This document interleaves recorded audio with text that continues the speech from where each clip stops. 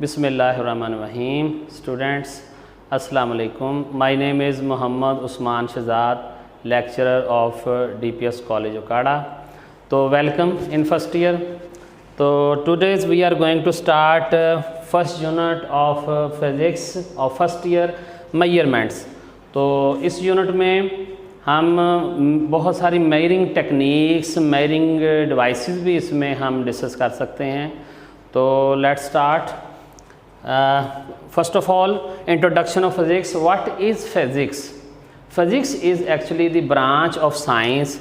It deals with the study of matter, energy and relationship between matter and energy. तो जैसे कि matter, इस room में अगर मैं देखूं तो हर चीज़ ही मैटर है। Any object which have mass and occupy space is called matter.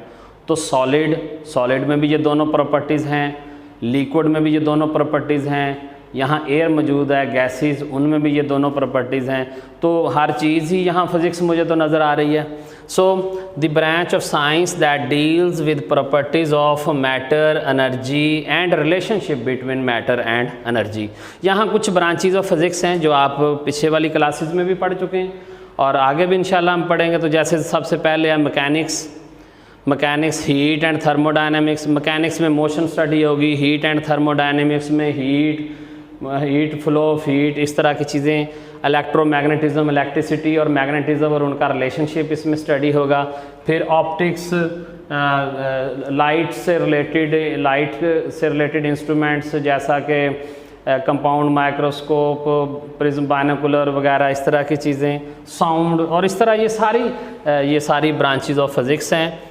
तो इसके अलावा कुछ ऐसी ब्रांचेज हैं जो फिज़िक्स साइंस की दूसरी ब्रांचेज से लिंक करके उनके साथ स्टडी की जाती है। उसमें ये एस्ट्रोफिज़िक्स यानी कि एस्ट्रोलॉजी और फिज़िक्स का ये कॉम्बिनेशन है। इन दोनों, इसमें ये दोनों ब्रांचेस इकट्ठी की हुई हैं। बायोफिज़िक्स, बायोलॉजी और फिज़िक्स का combination, chemical physics, engineering physics, geophysics, ये इस तरीके से बहुत सारी ब्रांचेज हैं। तो नेक्स्ट जी, first of all physical quantities. तो मेजरमेंट में सबसे पहले हम ये डिस्कस करते हैं कि व्हाट इज़ फिज़िकल क्वांटिटी। तो any measurable quantity is called physical quantity. जैसा कि ये आपके सामने उस्मान खड़ा है, तो उस्मान तो कोई मेजरेबल चीज़ नहीं ना है। हाँ, मैस ऑफ उस्मान ये फिज़िकल क्वांटिटी है, ये मेजर की जा सकती है। इसी तरह वेट ऑफ उस्मान मेजर किया जा सकता है। इस तरह length of, height of Usman, waist of Usman, volume of Usman, density of Usman. तो ये जो सारी चीज़ें हैं, जो ये सारी फिज़िकल क्वांटिटीज़ हैं। तो फिज़िकल क्वांटिटीज़ को यहाँ 3 टाइप्स में डिवाइड किया गया है। Number 1 base quantities, number 2 derived quantities, number 3 supplementary quantities. Actually 19 हमारे जो सिलेबस में शामिल है वो है इंटरनेशनल सिस्टम ऑफ यूनिट्स। तो 1960 में पूरी वर्ल्ड में साइंटिस्ट एक जगह इकट्ठे होकर बैठे और उन्होंने एक सिस्टम ऑफ यूनिट पर एग्री हुए। उसको बोलते हैं इंटरनेशनल सिस्टम ऑफ यूनिट्स। तो इंटरनेशनल सिस्टम ऑफ यूनिट्स में बेस क्वांटिटीज़ में उसको डिवाइड किया गया। ये 7 हैं बेस क्वांटिटीज़। और उसके बाद ड्राइव्ड क्वांटिटीज़ तो अनलिमिटेड हैं, बहुत सारी हैं। फिर इसके बाद ये वाली जो सप्लीमेंट्री क्वांटिटीज़ हैं, ये ना तो बेस में ना ड्राइव में उस वक्त ये डिस्कस ही नहीं हुई। ये फिर बाद में ये ज्योमेट्रिकल क्वांटिटीज़ हैं, ये बाद में फिर इसके बारे में वो अभी तक ये फैसला नहीं कर सके कि इन क्वांटिटीज़ को बेस क्वांटिटीज़ में रखा जाए या ड्राइव्ड क्वांटिटीज़ में रखा जाए।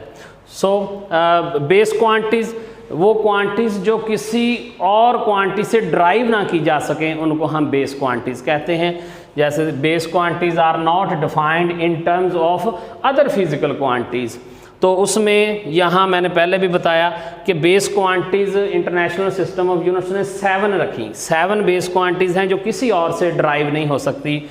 उन 7 क्वांटिटीज़ में लेंथ है, this is length, this is mass, this is time, fourth one is temperature, electric current, intensity of light, amount of substance. और फिर इन बेस क्वांटिटीज़ के जो यूनिट्स होते हैं, उन यूनिट्स को हम बेस यूनिट्स कहते हैं। तो the units of base quantities are called base units. तो फिर इन 7 बेस क्वांटिटीज हैं तो 7 बेस यूनिट्स हैं।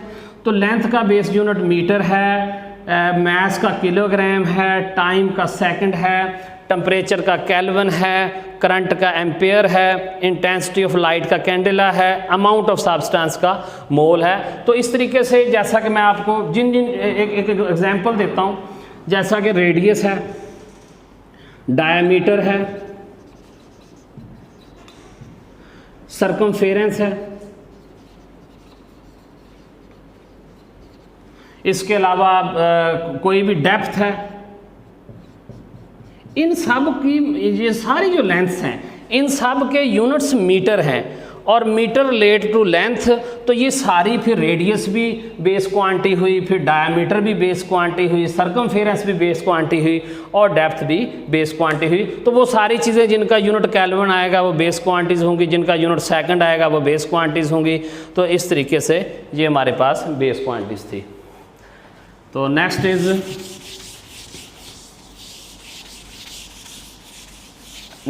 ड्राइव्ड क्वांटिटीज, वो क्वांटिटीज जो किसी दूसरी क्वांटिटी से ड्राइव की जा सके, उन क्वांटिटीज को ड्राइव्ड क्वांटिटीज कहते हैं। अब यहाँ ड्राइव्ड क्वांटिटीज किसी बेस क्वांटिटी से भी ड्राइव की जा सकती हैं और derived quantities other derived quantity से भी ड्राइव की जा सकती हैं, इसलिए इनको ड्राइव्ड क्वांटिटीज कहते हैं। इनकी तादाद तो बहुत सारी है, अनलिमिटेड है, क्योंकि वो एक से दूसरी ड्राइव होती रहती, दूसरी से तीसरी ड्राइव होती रहती है। और इसकी कुछ एग्जांपल यहाँ लिखी हुई हैं, जैसे कि ये एरिया है, एरिया इज ड्राइव्ड क्वांटिटी और इसका formula area of a square rectangle कर लेते हैं, लेंथ इनटू ब्रेड्थ। अब ये भी बेस क्वांटिटी है, ये भी बेस क्वांटिटी है। अब इनके मैं यूनिट्स लगाऊंगा तो ये मीटर और इसका यूनिट भी मीटर, तो ये बन जाएगा मीटर स्क्वायर। सो बेटे एरिया इज ड्राइव्ड क्वांटिटी और metre square is derived unit. तो the units of derived quantities are called derived units. तो एरिया का अभी मैंने यूनिट ड्राइव किया मीटर स्क्वायर। इसी तरीके से वॉल्यूम का यूनिट मीटर क्यूब, फोर्स का यूनिट न्यूटन, फोर्स का मैं ड्राइव कर देता हूँ F is equal to m a according to Newton second law of motion. तो अगर 1 न्यूटन कितना होगा जी, मास अगर 1 किलोग्राम हो और एक्सलेरेशन मीटर पर सेकंड स्क्वायर हो तो 1 newton is equal to kilogram metre पर सेकंड स्क्वायर। तो फोर्स इस तरह मास से और एक्सलेरेशन से ड्राइव हुआ, इसलिए फोर्स भी ड्राइव्ड क्वांटिटी। तो फिर उसके बाद आ जाता है जी वर्क जूल। इस तरह बहुत सारे अनलिमिटेड यूनिट्स ड्राइव्ड यूनिट्स हैं जी। नेक्स्ट हमारे पास जो आ रहा है वो है सप्लीमेंट्री यूनिट्स। जैसा मैंने अभी थोड़ी देर पहले आपको बताया कि 1960 में जब इंटरनेशनल सिस्टम ऑफ यूनिट्स वाले बैठे और उन्होंने वहाँ 2 कैटेगरीज डिफ़ाइन की, 7 बेस यूनिट्स डिफ़ाइन किए और अनलिमिटेड ड्राइव्ड यूनिट्स या ड्राइव्ड क्वांटिटीज़ उन्होंने डिफ़ाइन की। लेकिन ये 2 क्वांटिटीज़ वो कहीं पर उन्होंने मेंशन नहीं की। इनको हम ज्योमेट्रिकल क्वांटिटीज़ भी कह सकते हैं कि वो कैसे ये ज्योमेट्री से रिलेटेड है। जैसे पहली इस क्वांटिटी को फिर अभी तक ये फैसला नहीं हो सका कि ये क्वांटिटीज़ को बेस क्वांटिटीज़ के अंडर रखना है या इनको ड्राइव्ड कहना है, लिहाजा इसका एक नया ही नाम बन गया उसका, तो इसलिए हम इसको सप्लीमेंट्री क्वांटिटीज़ कहते हैं। अब ये जैसे कि प्लेन एंगल है, प्लेन एंगल क्या होता है जी, अच्छा इसका जो यूनिट है वो रेडियन है, प्लेन एंगल का यूनिट रेडियन है और सॉलिड एंगल का यूनिट स्टेरेडियन है। अब प्लेन एंगल को मैं डिफाइन करता हूँ, ये प्लेन एंगल 2 डायमेंशनल है और सॉलिड एंगल 3 डायमेंशनल है। प्लेन एंगल को थोड़ा सा डिफाइन करते हैं कि ये एक सर्कल है, circle this is the centre of the circle, और ये अगर एक रेडियस है और यहाँ से पार्टिकल चल के यहाँ मूव करता है तो ये वाला भी रेडियस है और ये बीच में जो एंगल बनता है this is called plane angle. तो ये ज्योमेट्री से रिलेटेड है, इसलिए इसको हम ज्योमेट्रिकल क्वांटिटी भी कह देते हैं। तो इस एंगल का ये जो थीटा एंगल है इसका जो यूनिट है उसको कहते हैं जी रेडियन। एसआई सिस्टम में इसको हमने रेडियन रखा हुआ है। तो 1 रेडियन कितना होता है जी, 1 रेडियन होता है कि अगर ये जो आर्क लेंथ है ना इस पॉइंट से इस पॉइंट तक, ये आर्क लेंथ भी अगर रेडियस के बराबर हो जाए, आई मीन अगर ये 2 सेंटीमीटर है तो यहाँ से आगे पार्टिकल 2 सेंटीमीटर मूव करे और यहाँ मिला दें तो सेंटर में जो एंगल होगा वो 1 रेडियन होगा ऐसी सूरत हाल में।